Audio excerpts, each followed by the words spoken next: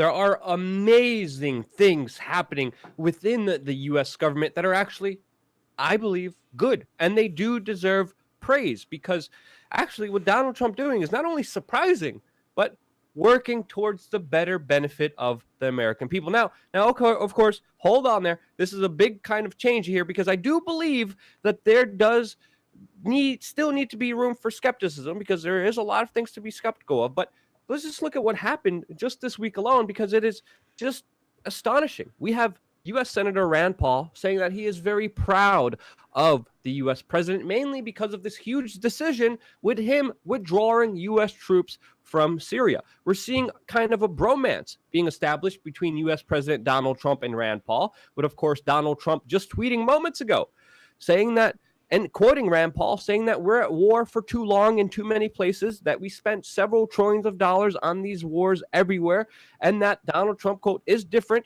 and that's why he got elected. And he is true. There's even rumors and rumblings going on of a possible Trump-Paul 2020 ticket. Those rumors are all over the place, and they're not unfounded because if you look at what's happening right now in the political discourse, when you talk about this major decision that Donald Trump just made, no one on the left and right is supporting him as much as Rand Paul. It's pretty much only Rand Paul that is supporting him on this very major, big decision. So a lot of people, including Zero Hedge, are saying things like, did Donald Trump take some political Viagra? Because he's just saying, F it, to the whole establishment and doing things for the benefit of the people. And you can't deny that. It's not just with bringing troops back, which is a huge reversal of what every other president did before him, but he also did a lot of major other things with criminal justice reform, with the farming bill. We have to understand, he just legalized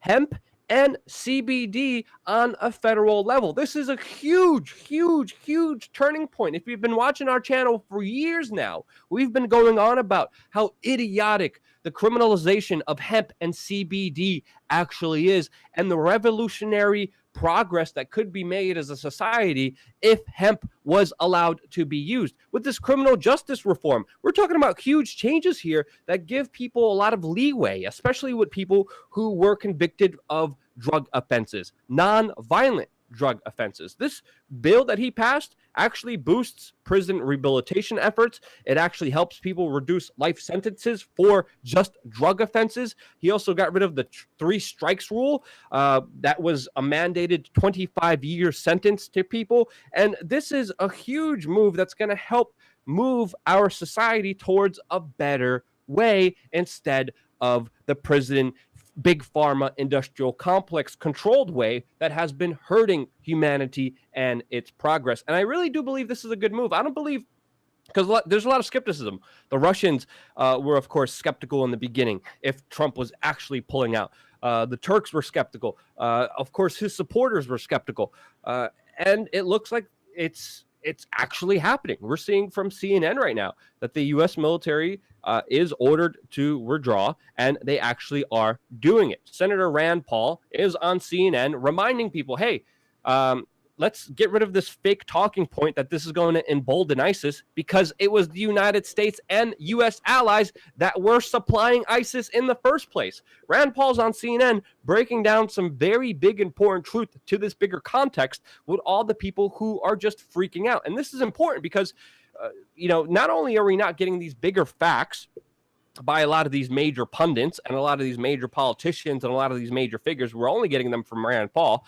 We're also not getting them on Facebook, which censors a lot of images and a lot of these bigger truths from coming out.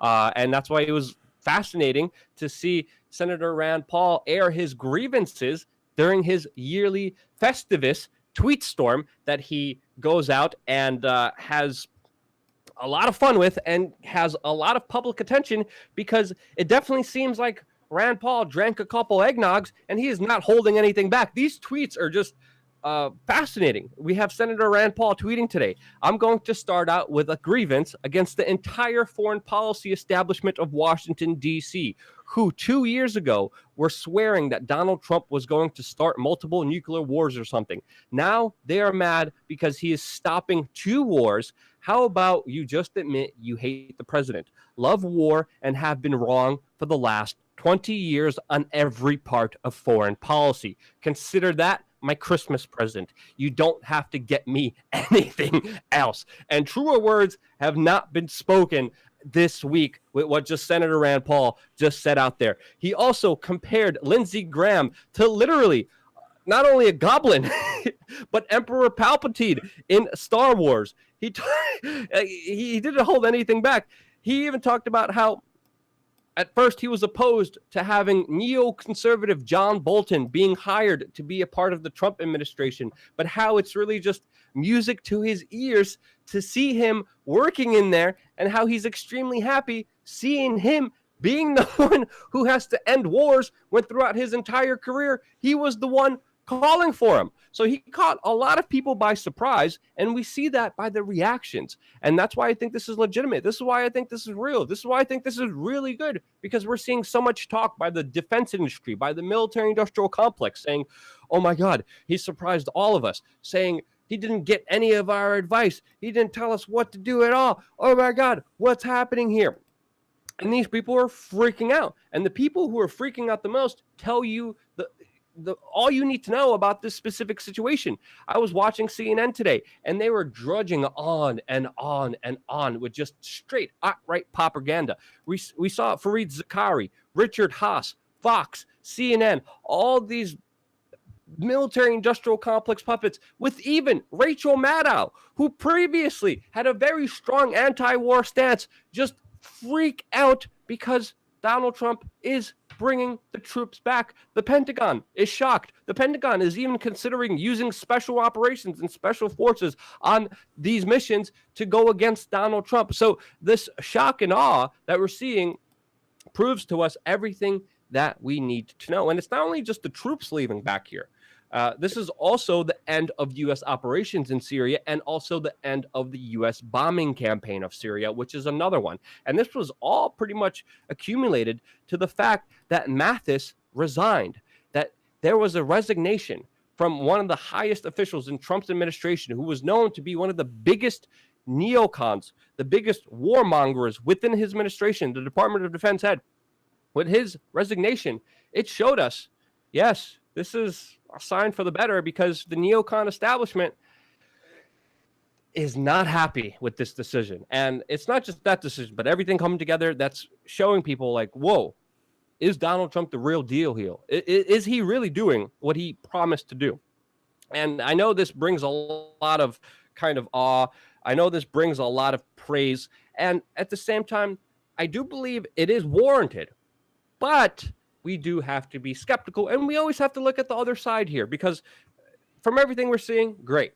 But let's keep in mind that Donald Trump is a president who described himself as a nationalist and also as a globalist.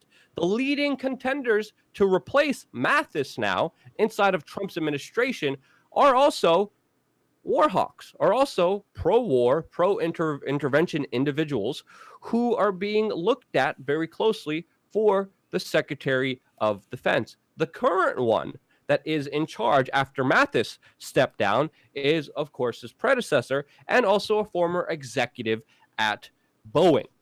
And when you have someone a part of the military-industrial complex, now part of the Department of Defense, you do have to start asking questions like, hey, there's a special conflict of interest when you were just a part of a company that makes money off war, and you're a part of an organization and institution that decides if we go into war or how long we stay into war, which, by the way, we're still in conflicts in other places around the world.